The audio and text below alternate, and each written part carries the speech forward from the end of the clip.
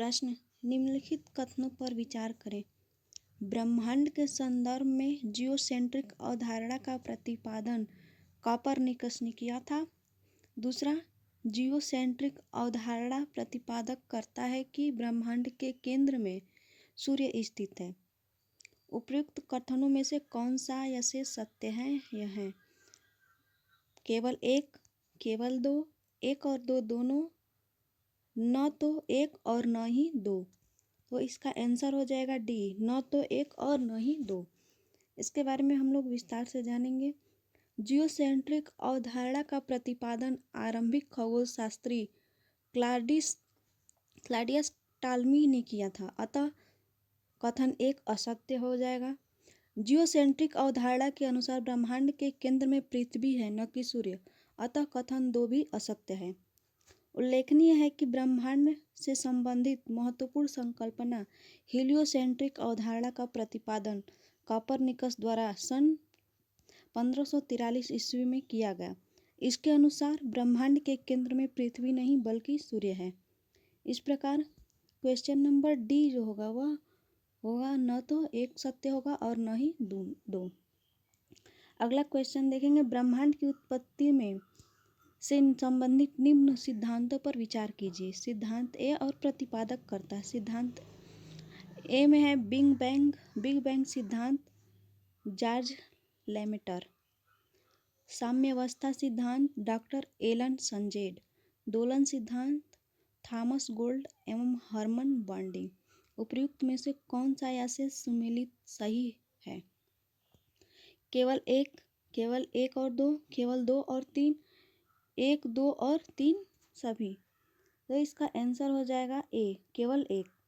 ब्रह्मांड की उत्पत्ति से संबंधित बिग बैंग सिद्धांत का प्रतिपादन जॉर्ज लेमेटर ने किया था, अतः युग्म एक सही है। इस सिद्धांत के अनुसार ब्रह्मांड का निर्माण एक विशालकाय अग्निपिंड में अचानक विस्फोट के परिणाम स्वरूप पदार्थों के बिखराव के पश्चात उनके समूहन से हुआ है।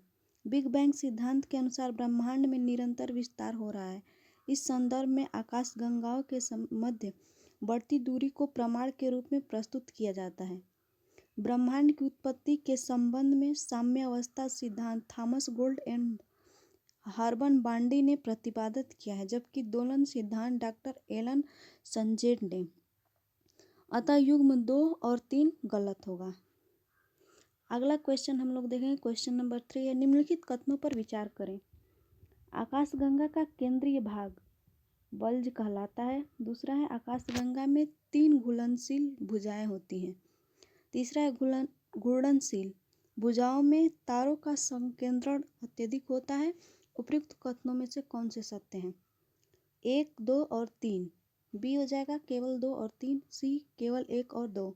डी 1 और 3। इसका आंसर होगा सी।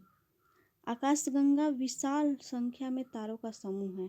प्रत्येक आकाशगंगा में लगभग 100 मिलियन तारे होते हैं। पृथ्वी की आकाशगंगा मिल्की वे में लगभग 1 लाख मिलियन तारे हैं। संरचना की दृष्टि से आकाशगंगा में एक केंद्रीय बल्ज और 3 घूर्णनशील भुजाएं होती हैं, अतः कथन 1 और 2 सत्य है।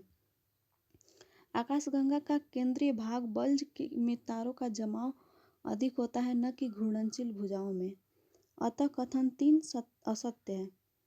उल्लेखनीय है कि लीमन अल्फा ब्लॉक्स अमीबीय संरचना की 20 प्रकाश वर्ष चौड़ी विशालकाय आकाशगंगाओं और गैसों का समूह है, जबकि एंड्रोमेडा हमारी आकाशगंगा यानी मिल्की वे से सबसे निकट की आकाशगंगा है। हमारी आकाशगंगा को मंदाकिनी भी कहा जाता है। सूर्य हमारी आकाशगंगा का एक तारा है। यहाँ उपस्थित चमकीले व शीतल तारों के समूह को आर्यन नेबुला कहा जाता है।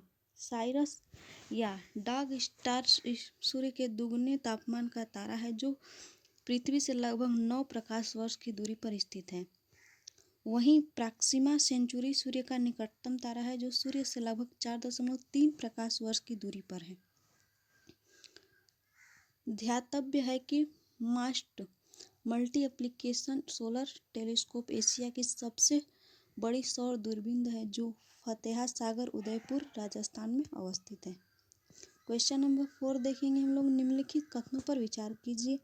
तारों का निर्माण नाभिकीय संलयन की प्रक्रिया से हुआ है। दूसरा है रक्तदानों यानी रेड गेंट्स में विस्फोट से सभी तारे श्वेत वामन में बदल जाते हैं। उपयुक्त कथनों में से कौन सा या से सकते हैं? केवल एक, केवल दो, एक और दो दोनों, न तो एक और न तो दो। तो इसका आंसर हो जाएगा ए, केवल एक।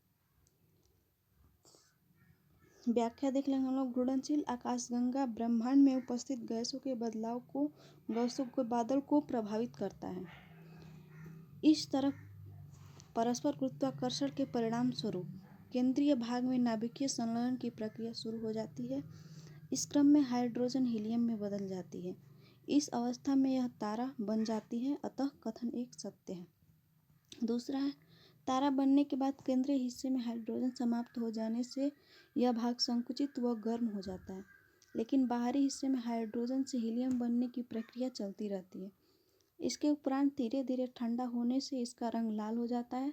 इसे ही रक्त दानव कहा जाता है। पुनः हीलियम कार्बन में और कार्बन भारी पदार्थों लोहा आदि में बदल जाता है, जिससे तारों में तीव्र विस्फोट होता है। इसके बाद सूर्य के द्रव्यमान के सापेक्ष इससे श्वेत वामन यानी जीवाश्म तारा अथवा न्यूट्रॉन तारा पर या पल्सर की संज्ञा दी जाती है।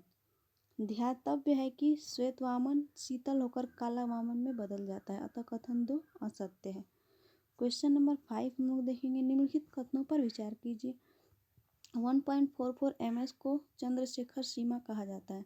सूर्य के द्रव्यमान से 1.44 गुना कम द्रव्यमान वाले तारे को ब्लैक होल कहते हैं। उपयुक्त में से कौन सा कथन सत्य है? केवल एक, केवल दो, एक और दो दोनों, न तो एक और न ही दोनों। इसका आंसर देखेंगे तो एक हो जाएगा, केवल एक। 1.44 ms को चंद्रशेखर सीमा कहा जाता है, अतः कथन एक सत्य है। रक्तदानों तारों में सुपरनोवा विस्फोट के फलस्वरूप तारों का द्रव्यमान 1.44 ms से कम होने पर वह मृत होकर श्वेत वामन तारे यानी व्हाइट ड्वार्फ्स बन जाते हैं। यहाँ ms का तात्पर्य सूर्य के द्रव्यमान से है।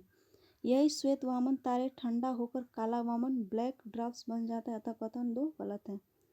ध्यातव्य है कि 1.44 ms से अधिक द्रव्यमान वाले तारों में मुक्त घूमते इलेक्ट्रॉन अत्यधिक वेग प्राप्त कर नाभिक के बाहर चले जाते हैं। फलस्वरूप न्यूट्रॉन शेष बचता है। यह अवस्था न्यूट्रॉन तारा या पल्सर तारा कहलाता है। अब न्यूट्रॉन तारा भी लंबी समयावधि से सिकुड़कर उच्च घनत्व के द्रव्ययुक्त पिंड में परिवर्तित हो जाता है, जिसे ब्लैक होल या कृष्ण छेद कहते हैं।